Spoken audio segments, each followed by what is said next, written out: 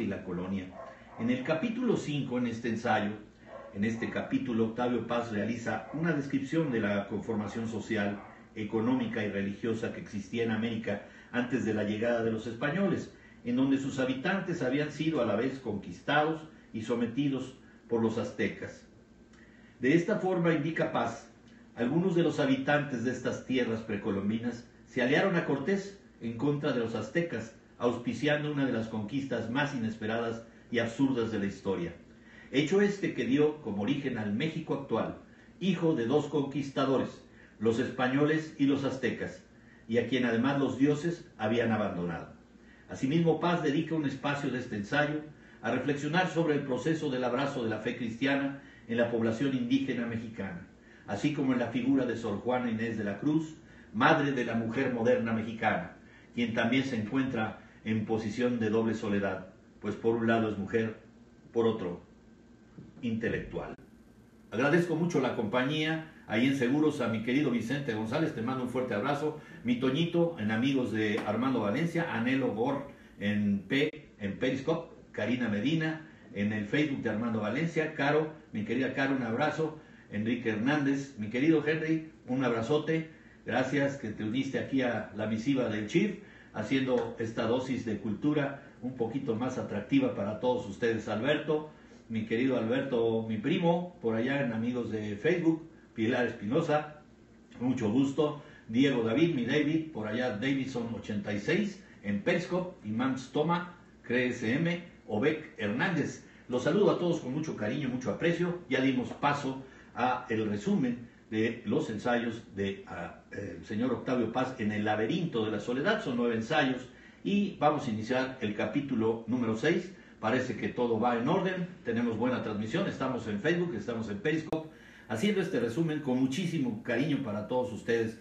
El capítulo 6 de la independencia de la revolución, igualmente Octavio Paz toma un capítulo del laberinto de la soledad para abarcar el proceso político vivido. Ya sabíamos que esa soledad que él tiene, esa soledad que el mexicano tiene cuando se va al otro lado o al otro lado de la frontera, como en este caso tantos connacionales que algunos de ellos ya vendrán de regreso, desde su independencia hasta el final de la Revolución Mexicana. En este sentido, Paz apunta a que la independencia mexicana, protagonizada por los caudillos mexicanos, materializada en los sacerdotes, proponía una independencia que solo se basaba en salir del yugo foráneo, sin cambiar realmente la estructura social heredada de los españoles. Ajeno a la revolución industrial vivida en Europa, el México rural no vio el nacimiento de una burguesía, sino de latifundistas que carecían de visión de modernidad. Asimismo promulgó una constitución, la del 17, que poco respondía a los intereses irrealizados de México. Una nueva máscara surge entonces el imperio mexicano y la figura del dictador latinoamericano. Por otra parte, nace la reforma de Benito Juárez. Por primera vez, Iglesia y Estado son cosas distintas. También surge la Constitución del 57, la cual para Paz trata de negar su pasado y justificar su existencia en el futuro. Así también sobrevendría la época de caudillos, circunstancia aprovechada por Estados Unidos para robar la mitad del territorio a México. Por otra parte, los indígenas también son despojados de sus tierras y México parece crecer con la máscara del progreso puesto. En este despojo y mentira, el caldo de cultivo de la Revolución Mexicana, la cual para Paz tampoco cuenta con fundamentos ideológicos con fuertes bases históricas o visión de futuro.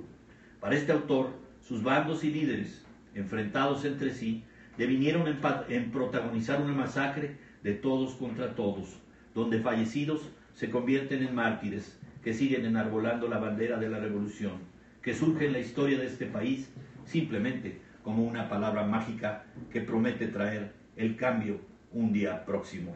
Así, esa síntesis de todo ese periodo de un poco más de 100 años en el que fuimos testigos, históricamente hablando, y por los libros que nos han legado de estos conflictos de más de 100 años, desde la independencia hasta la revolución.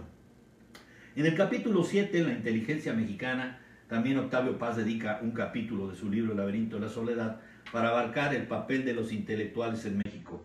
De esta forma, en su primera etapa, Paz señala la época postrevolucionaria y la fundación de la educación moderna, la cual pretendía rescatar la tradición igualmente.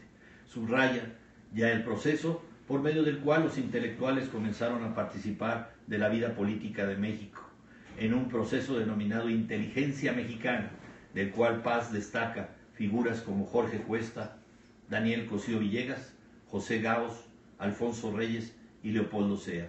No obstante, el escritor lanza su aguda opinión sobre la carencia mexicana de ideas propias o su imposibilidad de planear el futuro. Muchos de esos autores ya los hemos tratado.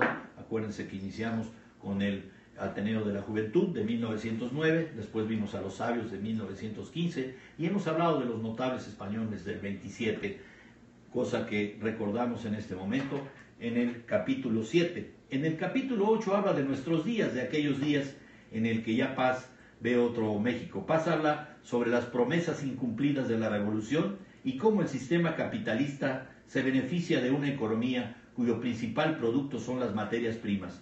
De esta forma, las clases obreras y burguesas surgen del mismo centro de poder, dejando al margen al grueso del pueblo pobre, mientras a su vez se ve oprimida por el compás que dictan las poderosas economías dolarizadas. No obstante, Paz no ve en el socialismo de la URSS una victoria o una esperanza. Por el contrario, propone las alianzas estratégicas que pudieran establecerse entre países que compartieran las mismas problemáticas. Así, más allá del panorama un poco alentador que dibuja su análisis, pareciera sobrevivir una pequeña esperanza cuando Paz afirma que por primera vez México se encuentra a la par del mundo, estableciéndose el mexicano como contemporáneo de los hombres actuales y en camino de comenzar a pensarse.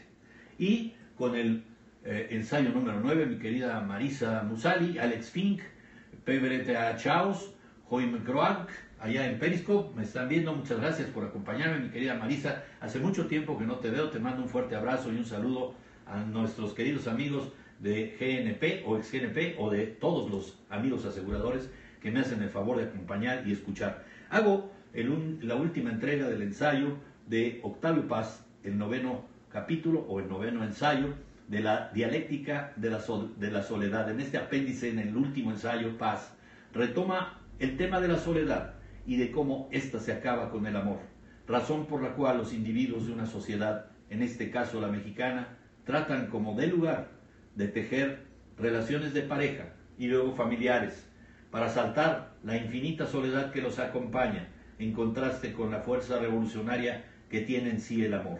Sin embargo, la soledad vuelve a ser valorada por este autor como el momento en el cual el individuo cobra conciencia de sí mismo, como primer paso, el autoconocimiento.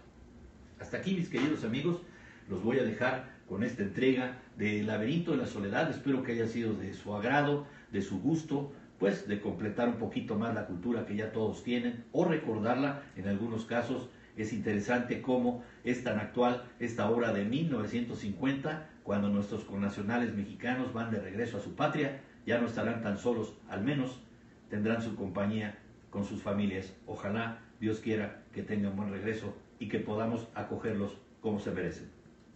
Me despido de ustedes, su amigo Armando Valencia, deseándoles lo mejor y que no me dejen de ver el día de mañana en Personas y Bienes.